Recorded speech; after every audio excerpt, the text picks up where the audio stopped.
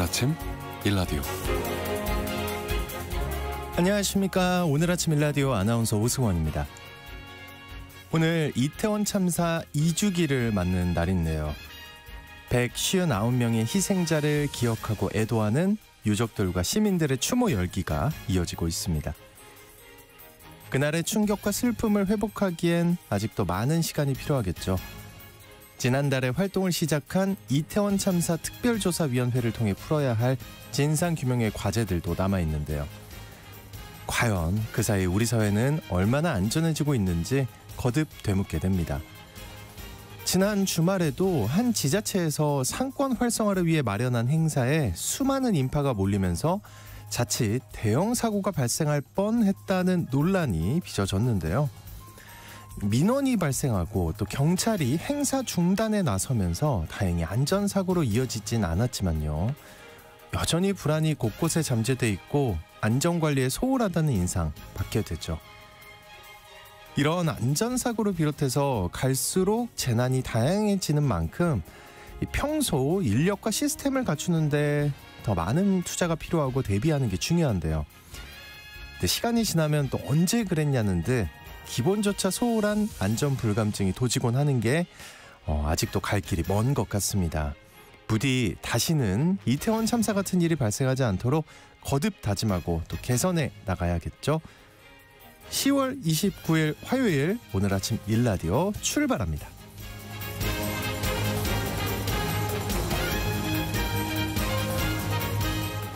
오늘 아침 일라디오 이 시간은 물론 KBS 일라디오의 모든 프로그램은 유튜브 KBS 일라디오 공식 채널이나 모바일 콩 어플리케이션을 통해 실시간으로 함께 하실 수 있습니다.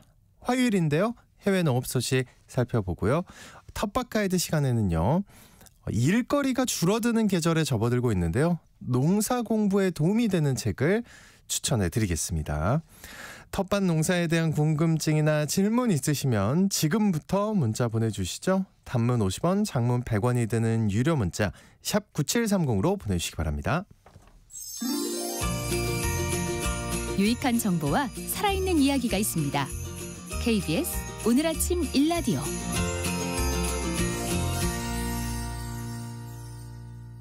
다양한 해외 농업 소식 알아볼게요. 조윤주 외신캐스터님 나와주셨습니다. 어서 오십시오. 네, 안녕하세요.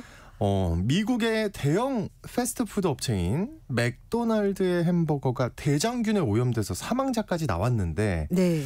이 문제가 된 메뉴를 다시 판매한다고요? 네, 맞습니다. 이 대장균에 오염됐던 메뉴입니다. 쿼터 파운드 햄버거를 맥도날드 측에서 다시 판매하기로 결정을 했습니다. 좋아하던 건데. 예. 아침에 맥모닝과 함께. 네, 어쨌든. 네. 근데 사망자가 나왔다고 하니까 굉장히 좀 큰 사건인데요. 이 대장균의 원인으로 감염 원으로 지목됐었던 양파는 일단 버거 재료에서 제외를 하고 다시 판매를 한다고 합니다. 양파였군요. 네, 그렇습니다. 이 보도자료 보면은 현재 소고기 공급업체 새 물량 요청을 했고, 그리고 다음 주 모든 매장에서 다시 쿼터 파운드 판매가 재개될 것이라고 회사 측에서 밝혔습니다. 이 대장균은 5157H7이라는 이제 그 대장균 변종인데요. 네네. 대장균 감염 환자가 가장 많이 발생한 곳이 콜로라도고요. 여기 방역 당국이 쿼터 파운드에 사용된 쇠고기 패티를 조사한 결과 대장균 음성 판정이 나왔다라는 결과가 나왔습니다. 그러니까 소고기는 아니기 때문에 양파만 빼고 다시 판매를 하겠다는 건데, 미국의 질병통제예방센터에 따르면 대장균 감염으로 미국에 있는 13개 주에서 22명 입원했고요. 1명 사망했고 75명의 환자가 발생했습니다. 이 말씀드린 이 5157H7은요. 식중독 장염을 일으킨 병원성 대장균 중에 하나이고 1982년 미국에서 햄버거를 먹고 출혈성 설사를 일으킨 환자가 집단으로 발생했을 때 처음 발견된 균입니다. 멸균되지 않은 우유나 익히지 않은 소고기 등을 섭취하면 감염될 수가 있는데, 이번에는 양파가 지목이 됐습니다. 양파는 쿼터 파운드 재료에서 이제 제외가 된다고 하긴 한데요. 이 양파는 맥도날드 측의 협력업체인 테일러 팜스로부터 공급받은 것이고, 일단 이 900개 매장에서는 양파를 넣지 않은 이 버거를 판매한다고 합니다. 업체 측은 이 매장은 콜로라도 포함해서 캔사스, 와이오밍, 아이다호, 그리고 아이오와 미주리, 몬태나, 네브라스카 이렇게 12개 주에 판매가 됐었다고 합니다. 대장균 오염 원인 양파를 제외하고 다시 판매하겠다. 그래요. 근데 소비자들 반응은 어떤가요? 일단 뭐 좀 불안하지 않을까 싶긴 해요. 상식적으로 봤을 때. 그렇죠. 그래서 일단 네. 그 환자가 가장 많이 나온 곳이 콜로라도인데 거기에 살고 있는 남성이 일단 소송을 그렇죠. 제기하기로 결정을 했습니다. 네. 이 남성은 10월 4일 날 콜로라도에 있는 그릴리 맥도날드 매장에서 식사를 하고 나서 대장균 양성 반응이 나왔다고 합니다. 그래서 일리노이주 쿡 카운티 재판소에 소송을 제기했는데 이 남성이 그릴리에 거주하긴 합니다만 맥도날드 본사가 있는 시카고의 맥도날드 상대에서 고소를 진행하고 있다고 합니다. 콜로라도 보건당국은 피해자의 대장균 감염이 최근에 발생한 맥도날드 이 대장균 감염 사태와 관련이 있다 이렇게 정확히 밝혔습니다. 일단 피해자의 말이죠. 네, 그렇습니다. 이제 맥도날드 측에서는 아직 즉각적인 대답을 하지 않고 있고요.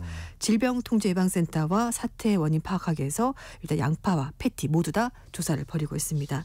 근데 뿐만 아니라 뭐 타코벨, 피자헛, KFC 같은 이런 여러 브랜드를 가지고 있는 얌 브랜드도 일부 매장에서 음식에서 생양파를 뺐다고 밝혔고요.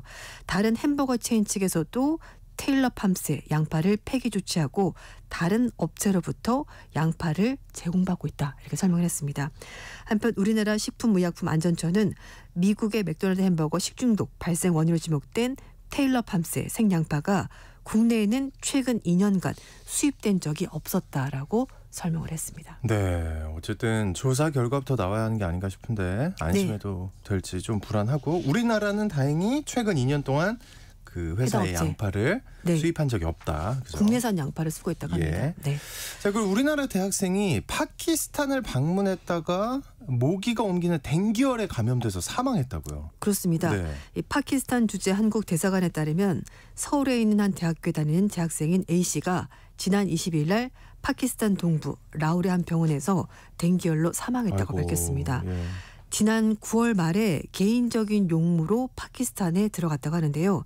대사관 관계자는 이 학생의 사망한 후에 가족들의 연락을 취해서 이 고인의 아버지가 입국했고 한국으로 운구하기 위해서 유족 측과 준비 작업을 벌이고 있다고 설명했습니다. 댕기열은 모기가 옮기는 질병인데요. 3일에서 8일 정도 잠복기가 있고 이걸 거치고 나서 고열, 두통, 근육통 증상이 나타나긴 하는데요. 대부분은 일주일 지나면 증상이 호전된다고 합니다. 하지만 심각한 경우에 출혈열이나 댕기 쇼크 증후군으로 진행이 되면서 이렇게 사망하는 경우가 있습니다. 네, 안타깝습니다. 네. 잘 처리되길 바라겠고요. 해외 여행할 때 이런 거 좀 신경을 써야 그럼요. 되겠습니다. 예. 네, 맞습니다. 자, 그리고 이번에 영국 소식인데요. 사기꾼들이 수십 톤의 고급 치즈를 고급 치즈예요. 네. 이걸 가로챈 사건이 발생했다고요. 그렇습니다. 네. 영국의 치즈 소매업체인 닐스야드 데일리가 30만 파운드 우리 돈으로 5억 4천만 원어치 이르는 체다 치즈 22톤을 잃어버려서 경찰에 신고했다고 합니다. 치즈를 잃어버렸어요. 네. 예. 이 업체는 프랑스의 대형 소매업체에 의해서 일하는 유통업자를 사칭한 사람들에게 치즈를 배송을 했는데 이 사람들이 사기꾼이었던 거죠. 그렇군요. 네, 이 가로채간 치즈는 950개인데 영국의 특산지 세 곳에 생산된 아티장 치즈, 그러니까 이제 장인들이 수작업으로 만든 고급 치즈인데요. 그래서 각종 상을 받은 아주 좋은 제품이라고 하는데요. 250g에서 300g당 가격이 7.15에서 12.9파운드, 우리 돈으로 13,000원에서 23,000원. 그러니까 조그만 덩어리 하나가 거의 뭐 2만 원 돈까지 하게 되는 건데요. 영국에서 가장 인기 있는 아티장 치즈로 꼽히는 그런 제품이었다고 합니다. 영국 경찰이 국제 수사 공조를 통해서 범인 검거에 나섰습니다만 아직까지 체포하지 못했다고 하고요. 이 업체 측에서는 소규모 독립 치즈 업체들을 지원한다는 방침에 따라서 도난당한 치즈 대금을 치즈를 생산했던 업체 측의 대금은 이미 모두 지불한 상태입니다. 그러니까 도난당한 이제 업체한테 대금은 줬다, 돈은 줬다. 그러니까 치즈를 못 찾으면 돈을 다 날리게 되는 셈이 되는 건데. 다행이네요, 그나마. 네, 이 도난당한 소식이 알려지자 영국을 대표하는 좀 세계적인 요리사입니다. 유명해진 사람이죠. 제이미 올리버가 사회 관계망 서비스에 이제 글을 올린 거죠. 범인 색출을 위해서 좀 도와달라라고 말을 하면서 혹시라도 누가 주변에서 이 고급 장인 치즈를 싸게 판다 그러면 좀 연락을 해달라. 의심해볼 필요가 있다. 이렇게 글을 올렸다고 합니다. 네, 이게 진짜 나라 안팎에서 식품이나 농산물 도난 소식들 끊이지 않는 것 같습니다. 올 초에도 유럽에서 농민 시위가 있었던 기억이 나는데 근데 이제 또다시 프랑스 농민단체들이 다음 달에 전국적인 시위를 벌일 예정이라고요. 맞습니다. 네. 프랑스 주요 농민단체들이 11월 달에 전국적으로 시위를 재개하기로 결정했다고 로이터 통신이 보도했습니다. 프랑스 전국 농민연맹 회장 측은 11월 중순부터 전국적인 시위를 개최할 예정이고 추후 날짜 그리고 시위 유형은 그 다음에 결정될 것이라고 설명했습니다. 말씀하신 것처럼 올해 1월 달부터 2월 달 사이에 프랑스에서는 농민들이 농업 경영비 상승 그리고 농산물 가격 억제 정책, 농약 사용량 감축 이런 방침에 반발해서 대규모 시위를 벌였는데요. 농사를 짓는데 비용은 점점 많이 들어가고 또 뭐 친환경 농법 이런 것 때문에 농약을 쓰지 말라고 하니까 농사 짓기가 너무 힘든 거죠. 그렇죠. 그래서 근데 또 기상이변으로 맞아요. 해충은 많아지고 네, 우리랑 근데 상황이 농약을 비슷해요. 안 칠 수는 없고 네, 그래서 전 세계적으로 똑같은 것 같아요. 네, 그래서 프랑스뿐만 아니라 뭐 독일, 벨기에, 폴란드, 루마니아, 불가리아 등 유럽 전역으로 이 농민 시위가 확산이 됐었습니다. 이 프랑스 농민들이 다시 거리로 나선 이유는 유럽연합의 통상 정책 때문인데요.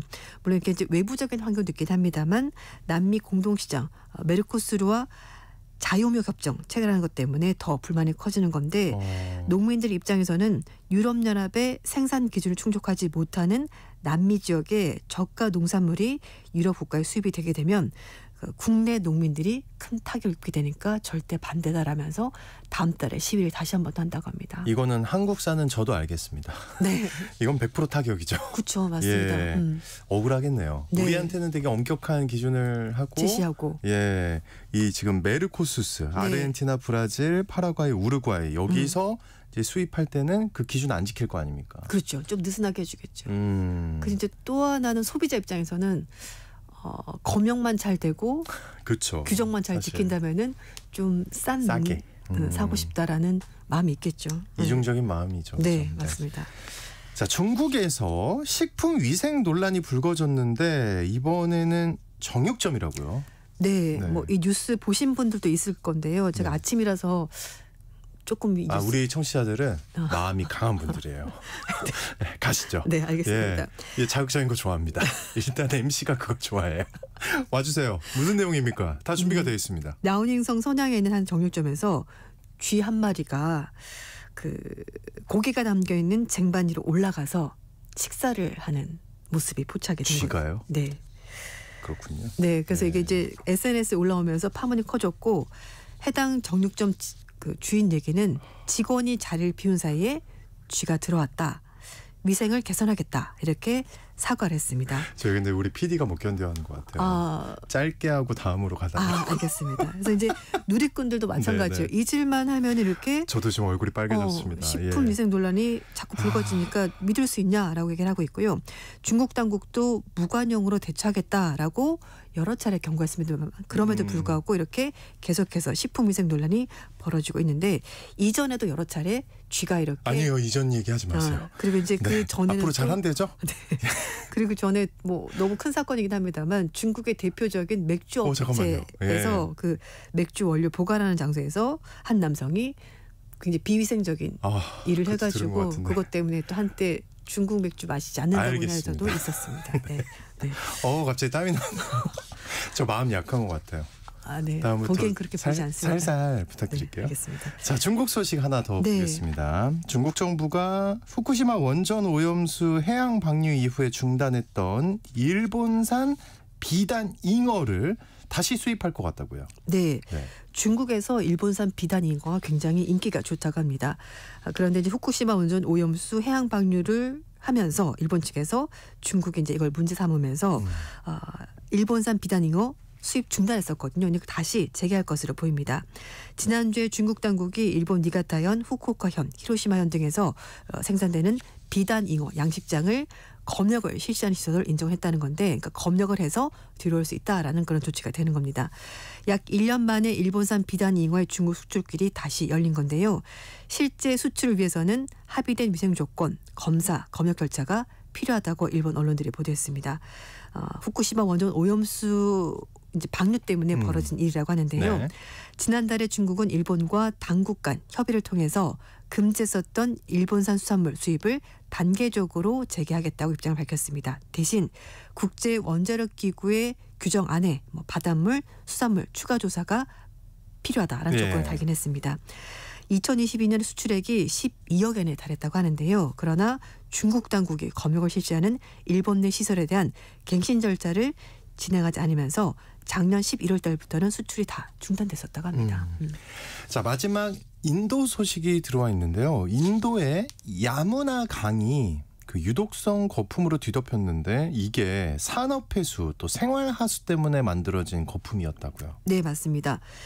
수도 뉴델리 중심부를 관통하는 야무나 강이 하얀 거품으로 완전히 뒤덮였습니다. 멀리서 보면은 눈이 쌓여 있나라고 볼 그 정도로 정도예요? 굉장히 예. 많은 양이 강에 있었는데요. 이게 산업폐수, 생활하수가 만들어낸 오염 거품이라고 합니다. 전문가들 얘기는 이 거품에 암모니아, 인산염이 다량 들어있었고 호흡기 질환, 피부 질환을 유발할 수 있다고 경고했습니다. 한 언론인은 야무나 강이 국가 수도에 끔찍한 고통을 주고 있다라고 말하면서 강 정화를 위해서 투입된 예산은 도대체 어디로 간 거냐 이렇게 꼬집었다고 합니다. 네. 다음 달 5일 예정된 차트푸르 축제 때문에 더 상황이 심각하다고 하는데요. 매년 11월 달 초에 힌두 교도들은 종교의식의 일환으로 강물에 몸을 담그는 의식을 진행하는데 야무나 강은 단순한 그런 강이 아니라 힌두 교도들의 삶의 터전이자 신성한 장소로 여겨지기 때문에 사실 들어가면 안 되는데 종교의식에 따르자면은 들어갈 가능성이 있다라는 겁니다. 예. 뉴델리의 대기오염 또한 심각한 수준인데요. 공기질 지수가 293을 기록해서 293. 네, 나쁨 수준이고요. 인도 언론들은 이제 겨울이 다가오면서 대기오염이 점점 더 심해질 것이라면서 건강 위험이 커질 가능성이 있다 이렇게 걱정했습니다. 네, 대기도 안 좋군요. 여기도 네. 이제 대기질 관리를 해야겠네요. 그렇죠. 네, 다양한 해외 농업 소식 잘 들었습니다. 지금까지 외신캐스터 조윤주님과 함께했습니다. 오늘 말씀 고맙습니다. 네, 감사합니다.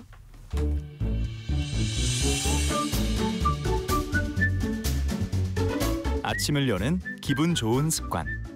KBS 오늘 아침 1라디오.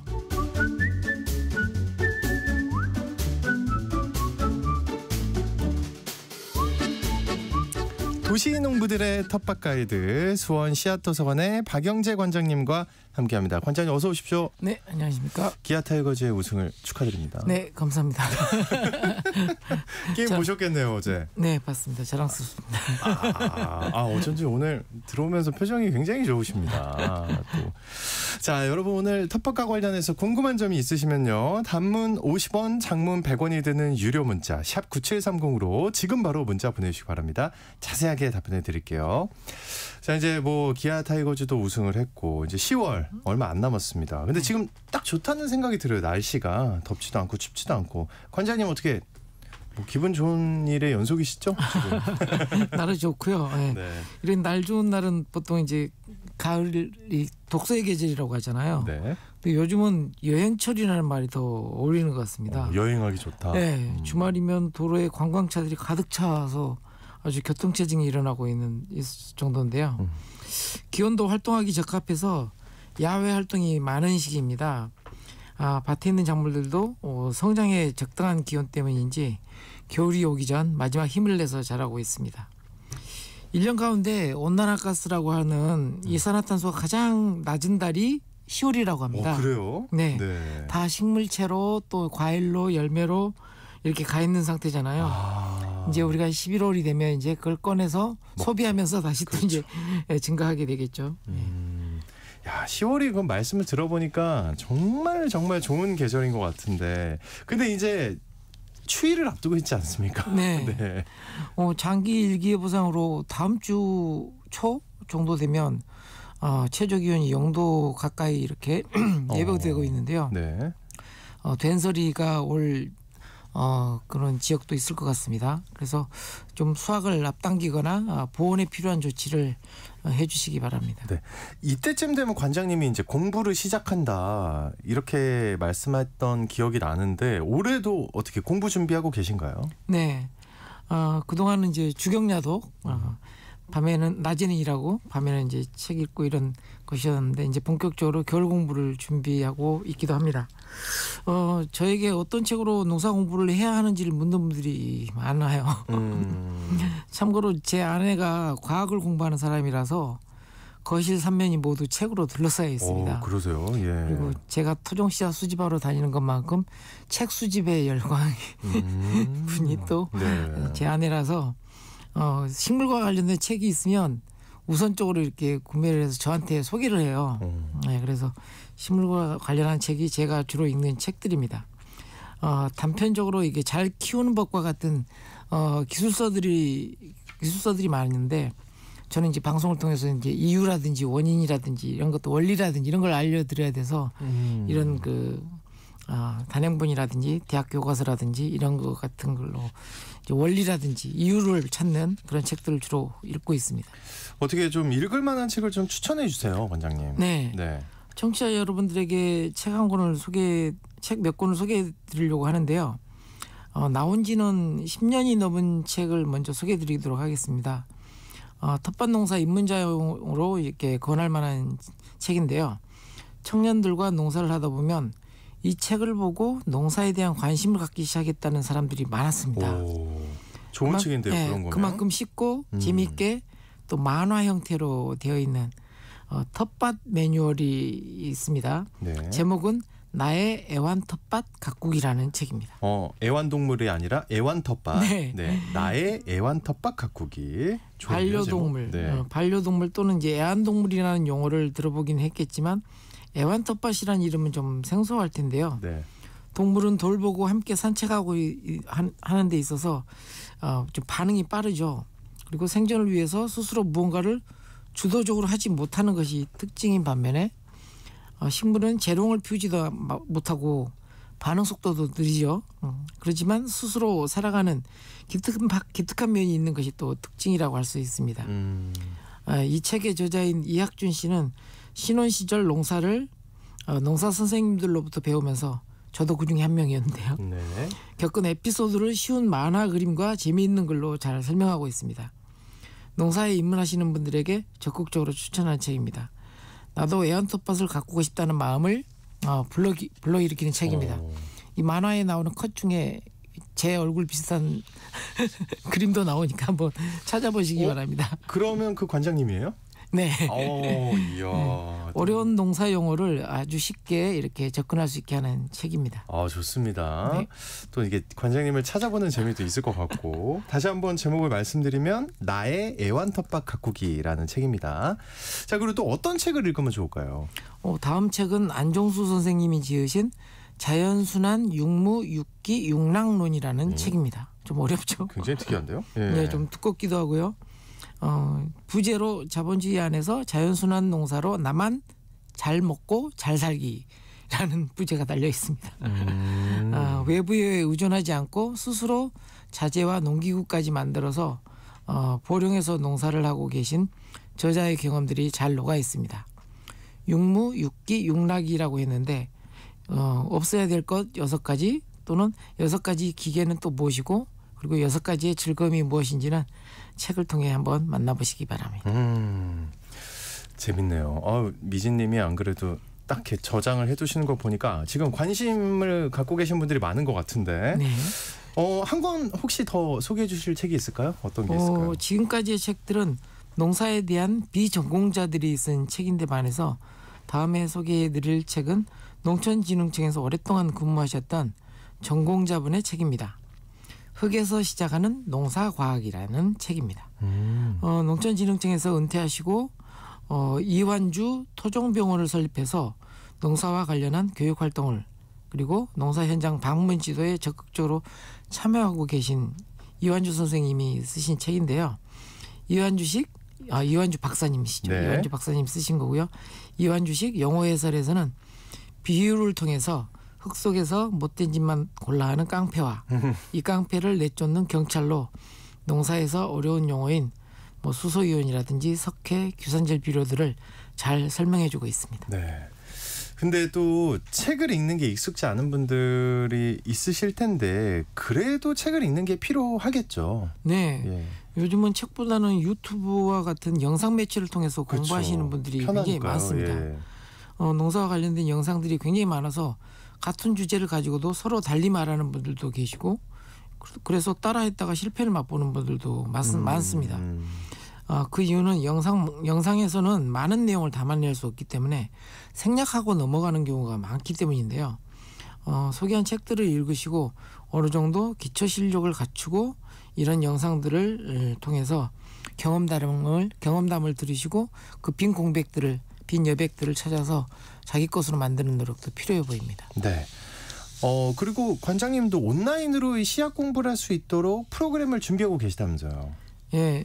12월부터 이제 또 농한기에 이제 접어들어서 네. 작물별 스토리텔링 과정을 온라인으로 저희 씨앗도서관 활동가들을 대상으로 교육할 계획을 가지고 있습니다. 작물 이름의 유래에서부터 재배법 그리고 수확 후 활용법에 이르는 내용을 토종 수집하러 전국을 다니면서 농부들로부터 들었던 이야기들 그리고 금양잡록에서 임용경제지에 이르는 고전 농서들을 통해서 읽었던 전통의 지식들을 공유하는 자리를 갖고자 합니다. 그렇게 공유된 내용들이 또 이 방송을 통해서 청취자분들과 함께 하게 되니까요. 좋죠, 네, 좋죠. 기다려주시면 좋을 것 같고요. 온라인 공부 모임에 참여하고 싶으신 분들은 저희 전국 씨앗도서관 다음 카페나 씨앗도서관으로 연락 바랍니다. 이번 주 토요일에는 또 예고해드린 대로 네. 수원의 국립농업박물관에서 토종 씨앗 나눔 행사를 하는데요. 이번 주입니다. 토요일. 네, 오후 2시부터 진행되고요. 한 12종에서 13종에 이르는 토종 씨앗들을 아마 나눔해 드릴 것 같습니다. 미리 오셔서 박물관 관람도 좀 하시고요. 토종 씨앗도 받아가시는 기회를 잡았으면 좋겠습니다. 그렇습니다. 많은 분들이 좀 가셨으면 좋겠어요. 토요일 날 오후 2시 수원의 국립농업박물관에서 행사가 진행이 됩니다. 근데 나의 애완 텃밭가꾸기 품절이래요. 그래요. 아마 이제 중고서점으로 넘어가는 모양이네요. 여러분들이 많이 찾아주시면 또 출판사에서 다시 또 그러게요. 네. 안타깝네요. 잘 한번 찾아보시길 바랄게요. 누군가 갖고 있으니까 그죠? 네. 자, 이제 청취자분들이 보내주신 사연과 질문 살펴보겠습니다. 지난주에 답변 못해드린 사연과 질문부터 살펴볼게요. 8625님. 집 앞 텃밭에 김장배추를 심었는데 비료도 잘 주고 거름도 충분히 줬는데요. 다른 집은 무척 잘 크는데 우리 것만 매일 그대로입니다. 뭐가 잘못된 걸까요? 하고 보내주셨어요. 이럴 때 또 기분 굉장히 안 좋거든요. 그렇죠. 예. 비교하는 마음이 생기면 안 됩니다. 아니, 비교를 안 할 수가 없을 것 같긴 해요. 네. 사실. 제 밭 옆에도 이렇게 농사를 지시는 분인데 제 배추보다 엄청 큽니다. 근데 보면 매일 와서 물 주고요. 매일 와서 거름 주는 것 같아요. 그리고 매일 와서 살충제 뿌리고. 그래서 내가 기른 배추가 작긴 하지만 굉장히 건강한 거다. 건강하게 내가 키웠다. 크기는 작지만. 네, 크기는 작지만. 내게 더 건강하다. 네, 그런 자부심을 좀 가져주셨으면 좋겠어요. 크기에 너무 집착하지 않으셨으면 좋겠습니다.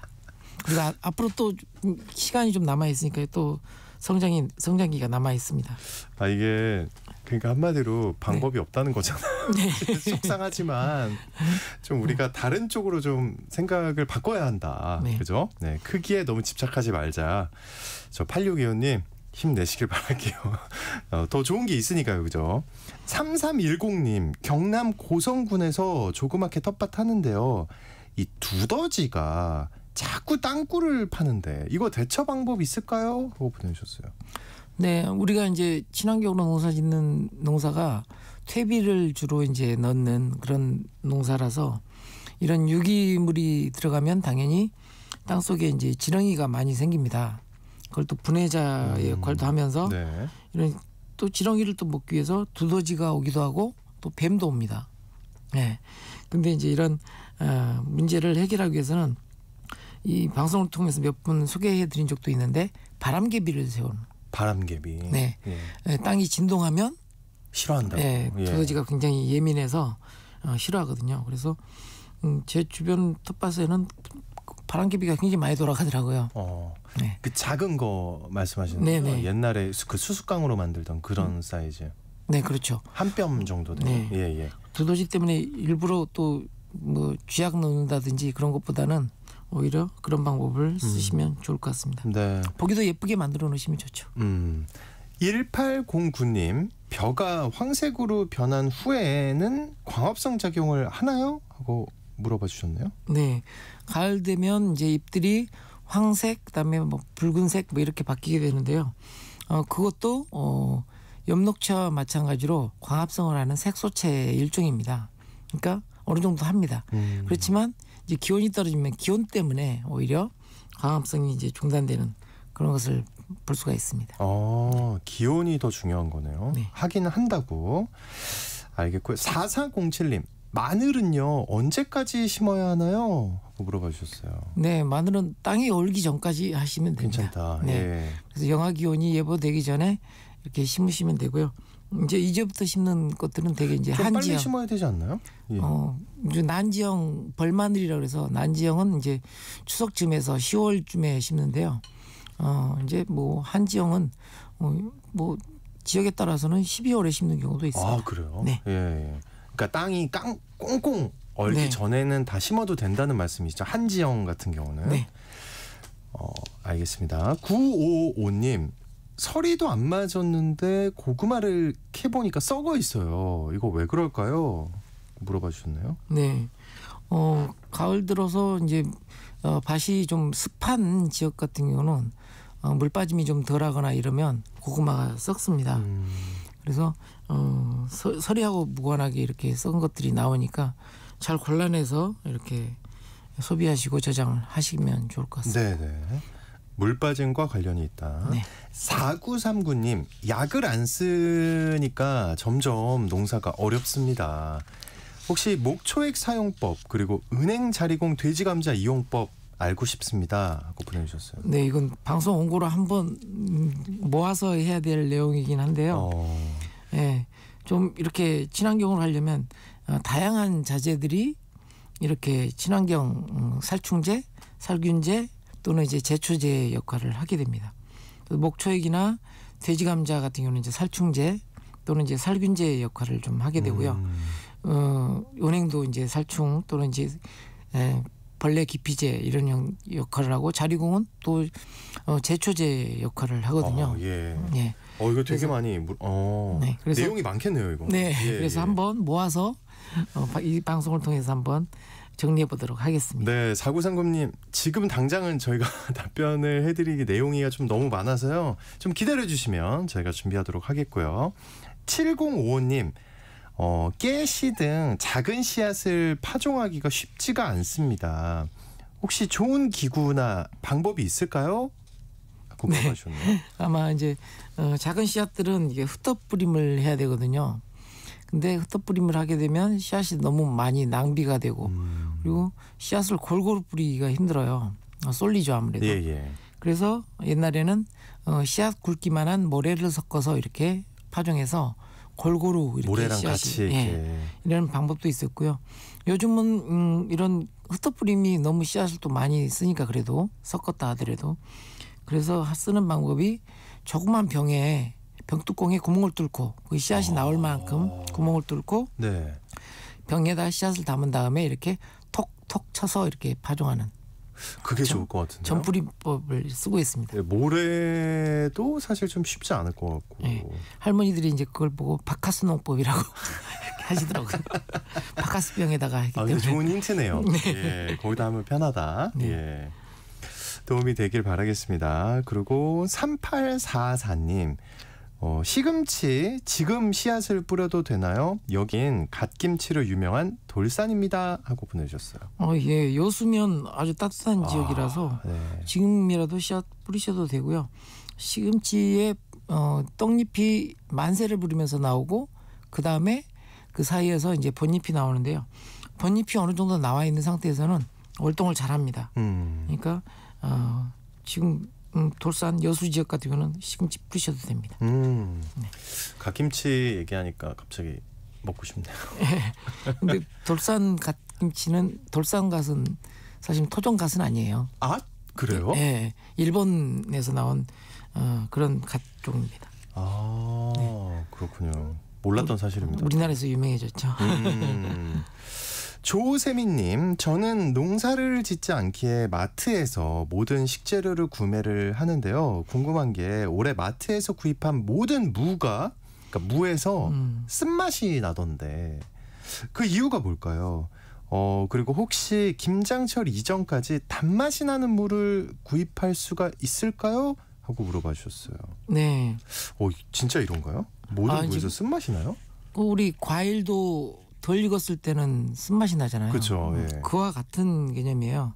그래서 무를 너무 일찍 수확을 했든지 아니면 무수확철에도 또 추비를 추가로 거름을 하게 되면 그 거름 성분이 이제 무에 그대로 남아 있게 되죠. 근데 그래서 수확할 때는 원래 거름하면 안 되잖아요. 예, 안 된다고 말씀드렸는데 그래도 하는 경우가 있는 거예요. 예, 그렇죠. 그런 경우에는 이제 쓴맛이 남아 있는 경우가 있습니다. 대신에 이렇게 쓴맛은 알카리성이거든요.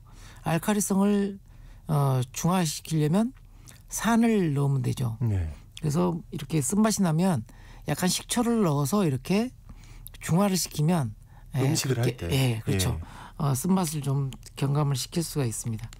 그리고 김장철 좀 되면 아마 이제 다양한 곳에서 무가 쏟아져 나오기 때문에 아마 맛이 제대로 된 무를 구입할 수가 있을 겁니다.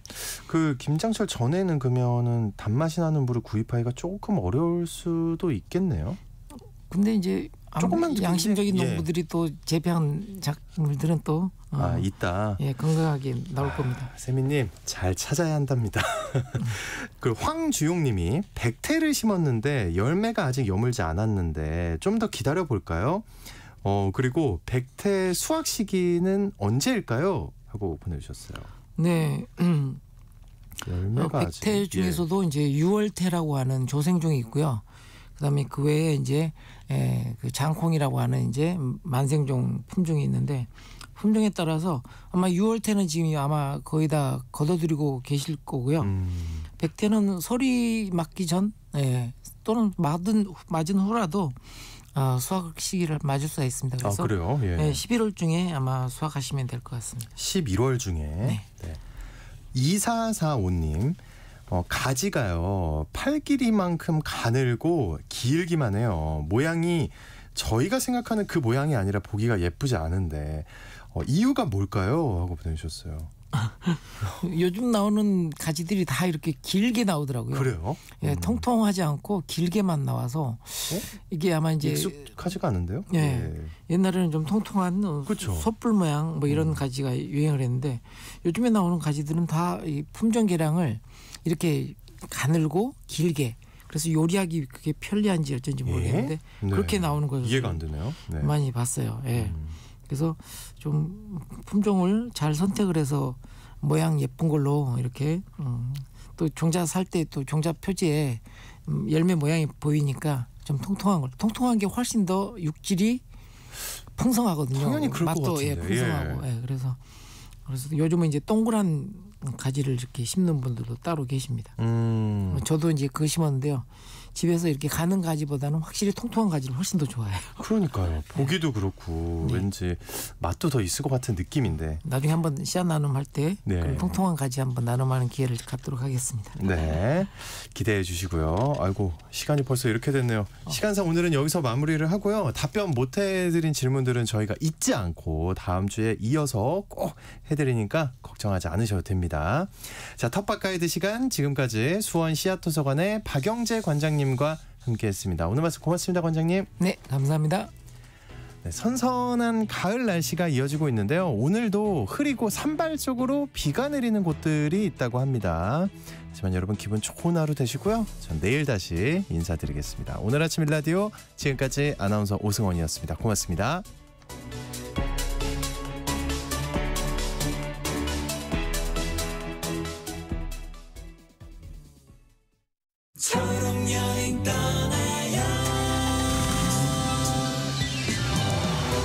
가을은 수연 씨가 가장 좋아하는 계절입니다. 매년 이맘때면 근처 공원을 찾아 단풍을 즐겼는데요. 얼마 전 휠체어를 타고도 소백산 국립공원 연화봉에 오를 수 있는 프로그램이 있다는 걸 알게 됐어요. 산 중턱에서 마주한 풍경은 경이로웠습니다. 물결치는 억새와 야생화를 직접 보다니 꿈만 같았죠.